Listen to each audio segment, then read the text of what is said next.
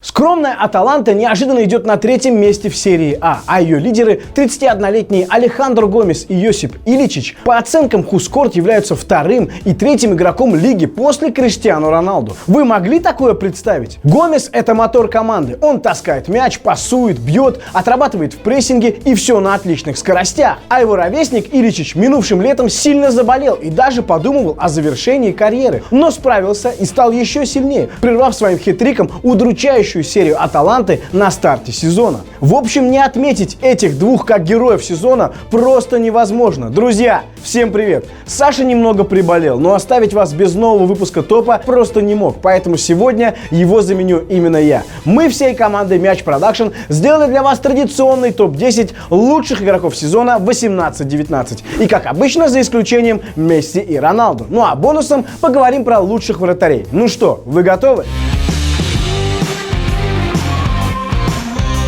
10 место отдаем Сон Хен Мину, хотя тут из состава финалистов Лиги Чемпионов вполне мог быть и Эриксон, а еще должен был быть Харри Кейн, если бы не пропустил важнейшие матчи из-за травмы. Собственно, повреждение ударного форварда, как многие думали, скомкает лондонскому клубу концовку сезона, но Сон проявил лидерские качества и Тоттенхэм не стал слабее. Его Почеттино за этот год задействовал на 6 позициях. Такая вот кочевая жизнь на поле не помешала корейцу провести, возможно, лучший сезон в карьере. Он качественно заменял Кейна на позиции центр-форварда, но при этом мог отпахать и на фланге полузащиты. А ответный четвертьфинал против Сити стал бенефисом не гениального, но очень работоспособного и старательного футболиста. Его 2 быстрых гола вынудили хозяев уже с 10-й минуты играть и врубать спасательный режим. Как итог, болельщики Тоттенхэма признали Сона лучшим игроком сезона и уже так сильно не переживают о том, успеет ли Харри Кейн восстановиться к финалу Лиги Чемпионов.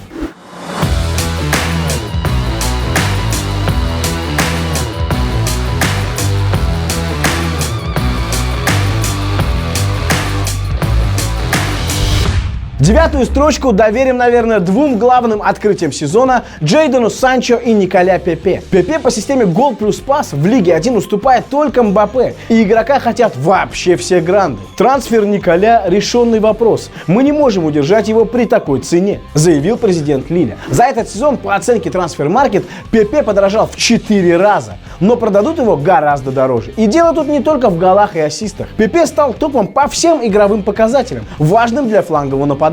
По сравнению с прошлым сезоном он прибавил в дриблинге, в передачах под удар и бить стал почти в 2 раза чаще. Да и вообще стало ясно, что это не просто фланговый бегунок, а мастер с отличной техникой, который хорошо видит поле и понимает футбол. Джейдон Санчо прежде также казался более прямолинейным футболистом. Возможно, поэтому Пеп Гвардиола не давал Вингеру никаких гарантий, и тот предпочел уйти из Сити. Однако в этом сезоне прогресс Джейдона просто поразителен. Он стал супер топом. Сейчас Санчо лучший ассистент топ-5 лиг Европы. Он лучший дриблер Бундеслиги. Причем увеличил показатель успешных обводок более чем в 2 раза. И вообще его называют самым дорогим футболистом мира из тех, кто не достиг 20-летия. Так что ждем в будущем золотой мяч.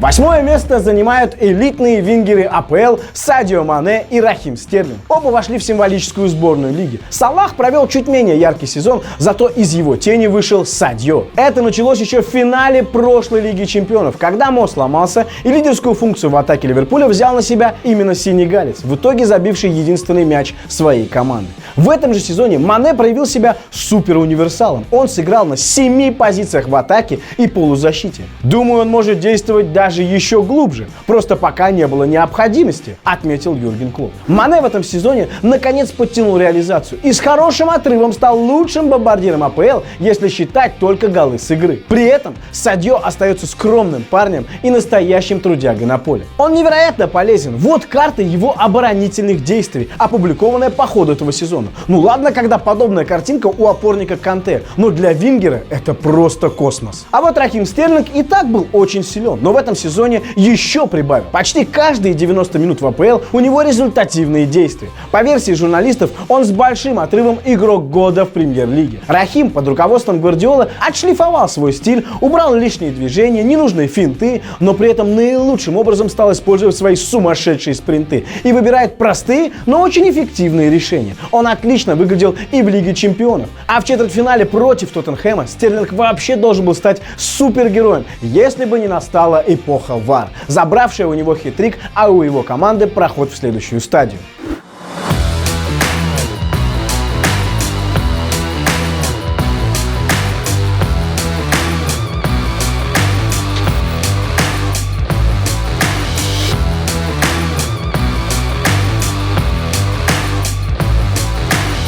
На седьмом месте могло быть несколько игроков Барселоны. Жерар Пике за организацию обороны команды и практически безошибочную игру по ходу сезона. Жорди Альба за важнейшую роль в атакующей игре команды. Но мы возьмем сюда Луиса Суареса. Да, его результативность с возрастом снижается, зато понимание игры и полезность в качестве партнера Месси только растет. Никто не умел так построиться под игру аргентинского гения, как Луис. Мудрым движением без мяча он создает пространство для лидера команды и грамотно действует в подыгрыше.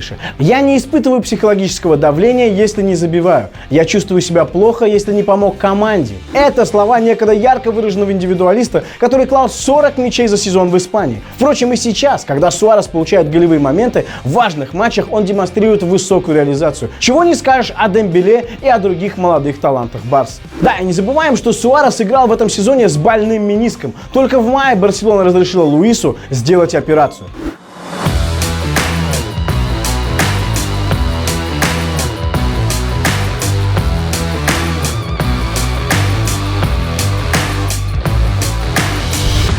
Шестое место поделили защитники Ливерпуля Трент Александр-Арнольд и Эндрю Робертсон. Как выразился наш аналитик Кирилл Хаид, сейчас самая опасная связка в Ливерпуле, а возможно и во всей АПЛ, это пара крайних защитников красных. И это действительно так. Посмотрите, оба вошли в топ-5 лучших ассистентов премьер-лиги. Один с новым рекордом лиги для игроков обороны, другой с повторением предыдущего достижения. Каждый из них отдает голевых столько, сколько крутейший плеймейкер Эриксон. Александр-Арнольд больше распиарен в этом сезоне, в том числе благодаря недавнему фантастическому и очень хитрому решению при розыгрыше углового против Барселоны. Однако в целом по сезону Трент показал не такой богатый арсенал в атаке, как Эндрю. Англичанин выполняет огромный объем беговой работы, но предпочитает простые навесы практически параллельно лицевой линии. Зато делает их огромное количество. Робертсон же навешивает под разными углами. Чего только стоит его диагонально Шакири в игре с Фулхэмом. Кроме того, шотландец может протащить мяч на силовом дриблинге. В общем, он выполняет задачу вообще любыми способами. Поразительно, что сделав за сезон во всех турнирах суммарно 29 голевых передач, эти двое отлично успели отрабатывать и в обороне. Оба в тройке лучших Ливерпуля по отборам. Как итог, Ливерпуль пропустил меньше всех в АПЛ.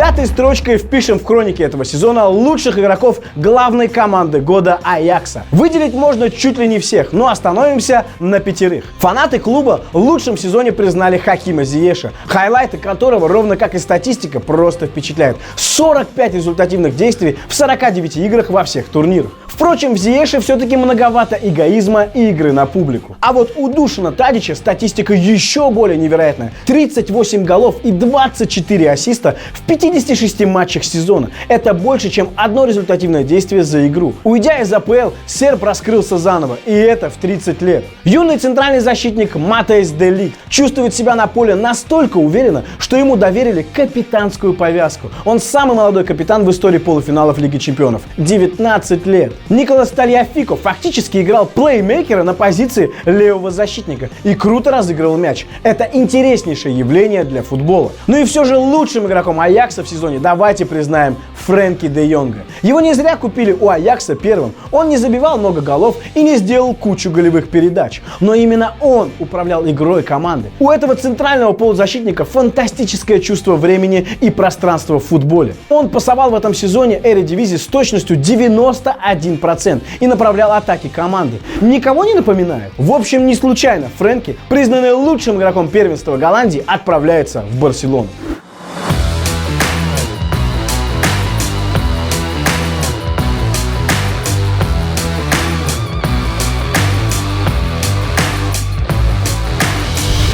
Четвертое место отдаем Килиану Мбаппе. 20-летний чемпион мира, ярко выраженный форвард рывка. Никто, как он, не уносится на первых нескольких шагах от защитников. Даже если бы Усейна Болта все-таки взяли в топ-футбол, не факт, что он был бы лучшим в этом компоненте. В итоге Неймар, который до травмы тоже был очень неплох, уже не главная звезда Парижа. Килиан в этом сезоне вступил в суперэлитный клуб тех, у кого в топ-5 европейских лиг больше гола за игру. И на одно взятие ворот в этом сезоне ему нужно даже меньше времени, чем самому Месси. Неудивительно, что Мбаппе признали лучшим игроком сезона в Лиге 1. И французу осталось только правильно выбрать следующий клуб. И тогда наверняка посыпятся золотые мячи. Согласны?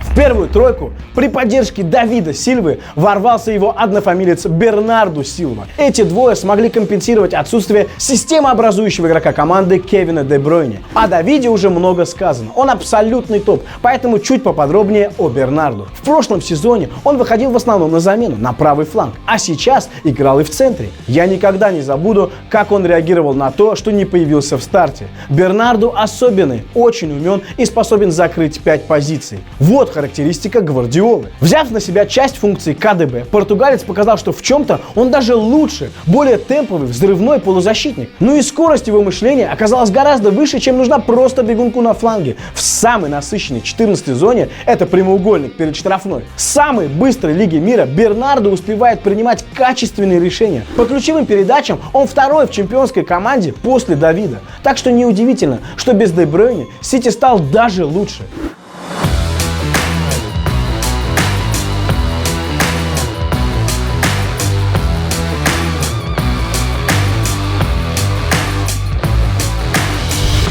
Второй – Эден Азар, который после 7 сезонов, похоже, расстается с Англией. Его не включили в символическую сборную АПЛ. И, если честно, это просто смешно. Потому что Азар в этом году в одиночку вытащил очень проблемную команду в Лигу чемпионов. И это был лучший сезон бельгийца по системе гол плюс пас за английский этап карьеры. И если кому и применять выражение «игрок – это пол команды», то это именно к Эдену. Посмотрите, он принимал непосредственное участие в половине голов своей команды Челси в АПЛ. В итоге не космические аристократы с кучей проблем в игре и в менеджменте не только вошли в топ-3 АПЛ, но и вышли в 2 финала – Кубка Английской лиги и Лиги Европы. Чья заслуга больше – Сарри, руководство или персонально Азара, по-моему, очевидно. У меня только возникает вопрос, во что синие превратятся после продажи Эдена, особенно учитывая трансферный бан.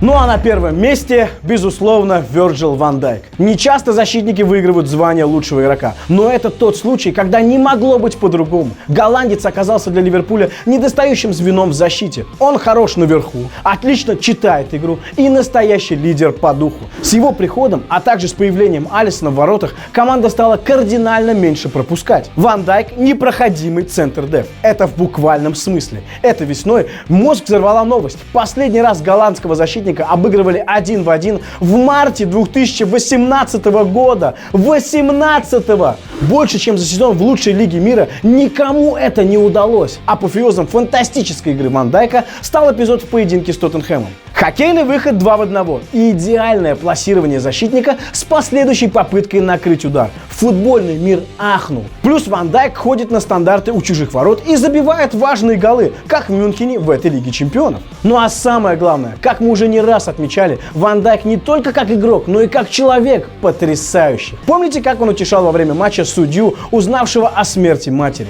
Или как отдал свою кофту девочке, которая замерзла перед матчем? Просто к чему вообще тут придраться? Для окончательного величия не хватает только серьезного титула. Ну что, скоро будет шанс.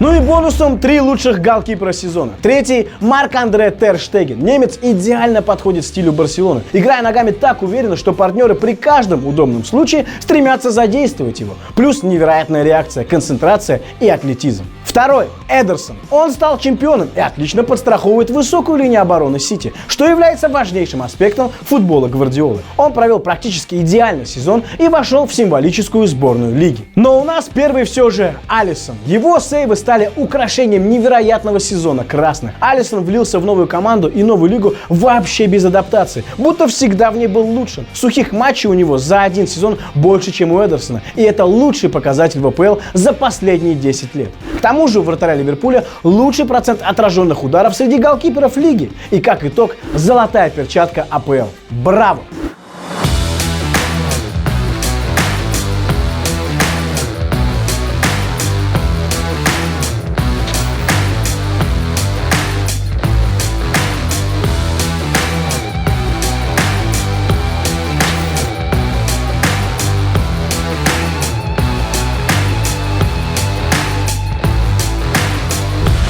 Друзья, понятно, что крутых игроков в этом сезоне было больше, чем 10. Но мы выбрали именно вот этих ребят. Пишите, кто по-вашему number one прошедшего года и кого мы забыли. Понравилось? Обязательно подписывайтесь и ставьте колокольчик. Это важно. Смотрите прошлый топ, где Саша рассказывал о главных провалах сезона. Зацените нашу команду недели с Сашей Головиным. Ну и зайдите на наш канал про теннис, где недавно вышел топ про лучших российских теннисистов прямо сейчас. Моя фаворитка Даша Касаткина, Васан Балан и где-то там лечится Саша Журавлев. Давайте кулачки за него подержим. Пока.